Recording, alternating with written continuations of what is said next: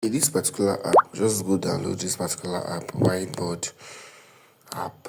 When you tap on it like this, it's gonna come out. You're gonna see create animation, projects, my work.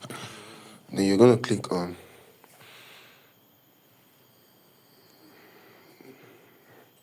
why let your.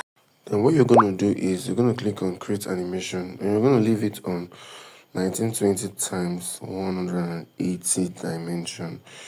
This is what you're gonna do. Click on done. Then you're gonna come out like this. You can see how it is. This is for text.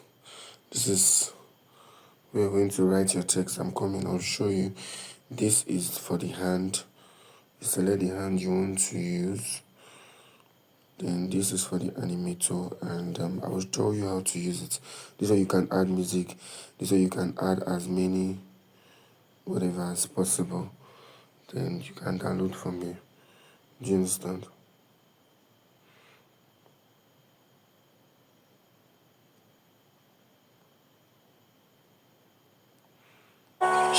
Let me try and download this one I made.